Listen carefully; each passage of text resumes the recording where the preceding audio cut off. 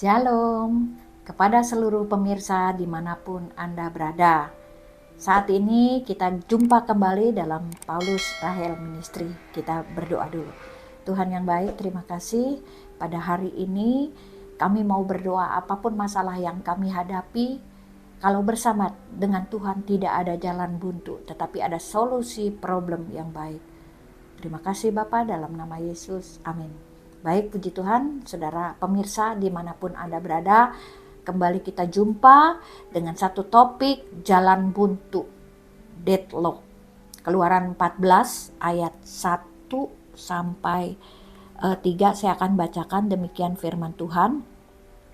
Berfirmanlah Tuhan kepada Musa demikian, katakanlah kepada orang Israel supaya mereka balik kembali dan berkemah di depan Pihahirot antara Migdol dan laut, tepat di depan Baal Zefon, berkemahlah kamu di tepi laut.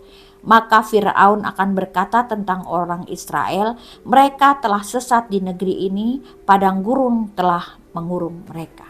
Pernahkah engkau merasa beban yang teramat sangat-sangat berat sehingga engkau tidak tahu harus berbuat apa? Pernahkah engkau merasa sendirian dalam keputusasaan, seolah-olah Tuhan sembunyi dan seolah-olah Tuhan tidak mendengarkan doa engkau? Dan engkau pernah merasa bahwa Tuhan telah meninggalkan engkau. Engkau merasa kesepian walaupun engkau ada di tengah keramaian. Dan pernahkah engkau ingin mengakhiri hidupmu karena engkau merasakan satu beban yang teramat sangat berat? Nah saudara, ketika kita merasa tidak ada jalan terbuka, membuat kita menyerah, marah, kecewa, putus asa, stres, dan kita merasa seolah-olah sendirian. Ya, padahal Tuhan sedetik pun tidak pernah meninggalkan kita. Bahkan Tuhan membuat satu ayat, Tuhan mengundang kita di dalam Matius 11 ayat 28, mari kepadaku, semua yang letih lesu dan berbeban berat, aku akan memberikan kelegaan kepadamu. Kalau Tuhan Yesus yang undang saudara, dijamin semua beres. Pak Jokowi ngundang orang yang dijarah di kantor Bawaslu, di depan kantor Bawaslu karena demo. Akhirnya Pak Jokowi kasih modal kembali. Lah ini Tuhan Yesus yang undang saudara. Ya, nah bangsa Israel mengalami jalan buntu ketika Firaun dengan pasukannya mengejar mereka. Ya, di belakang pasukan Firaun, di kanan kiri ada padang gurun Sahara dengan batu-batuan yang sangat besar. Kalau mereka melewati jalan itu mereka pasti mati. Di depan ada laut Teberau, laut merah, yang arusnya lumayan deras. Jadi ke kiri, ke kanan, ke depan, ke belakang mentok. Tapi apa yang dilakukan oleh mereka? Keluaran 14 ayat 10 dikatakan, ketika Firaun telah dekat, orang Israel menoleh, maka tampaklah orang Mesir bergerak menyusul mereka. Lalu sangat ketakutanlah orang Israel dan mereka berseru kepada Tuhan. Jadi langkah yang pertama ketika engkau menghadapi jalan buntu, jangan takut berseru kepada Tuhan. Karena jalan yang mungkin engkau lihat jalan buntu karena engkau lihat dari belakang, ternyata sebelum jalan buntu di sini ada belokan, saudara. Jadi bagi Tuhan gak ada yang jalan buntu, saudara. Pasti ada jalan keluar. Yang kedua, ya, ketika engkau menghadapi jalan buntu, jangan engkau mengomel. Keluaran 14 ayat 11 sampai 12 demikian. Dan mereka berkata kepada Musa, apakah karena tidak ada kuburan di Mesir, maka engkau membawa kami untuk mati di padang gurun ini? Apakah yang kau berbuat ini terhadap kami dengan membawa kami keluar dari Mesir? Bukankah ini telah kami katakan kepadamu di Mesir, jangan mengganggu kami dan biarlah kami bekerja pada orang Mesir.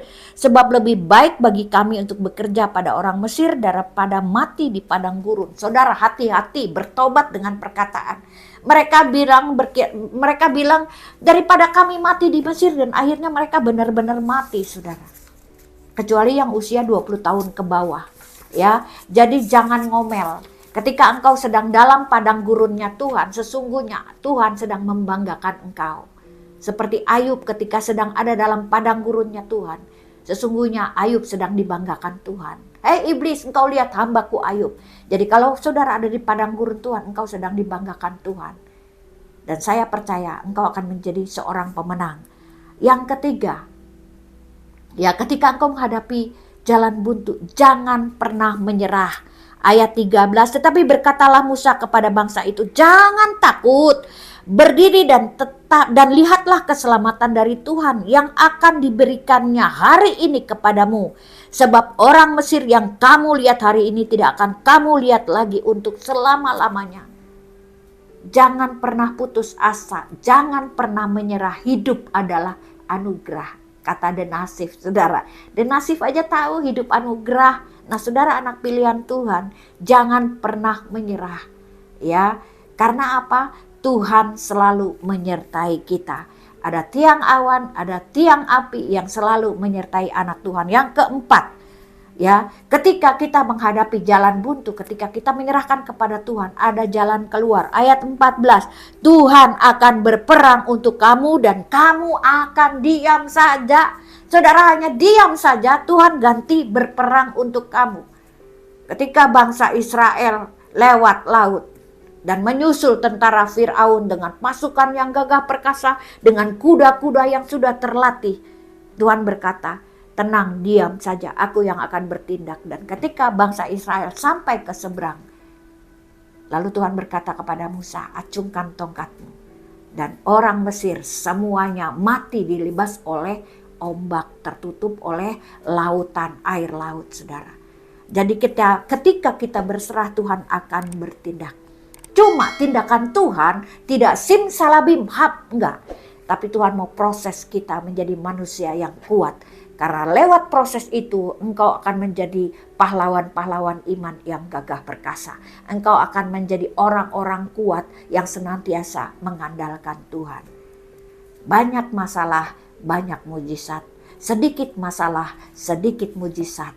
Tidak ada masalah, tidak ada mujizat. Jadi engkau, para pemirsa yang sedang mengalami banyak masalah, maka akan banyak mujizat yang terjadi dalam hidupmu. Amin. Terima kasih Bapak, berikan kekuatan kepada umat-Mu yang sedang banyak masalah.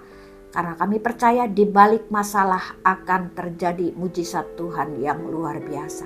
Terima kasih Bapa, dalam nama Yesus. Haleluya.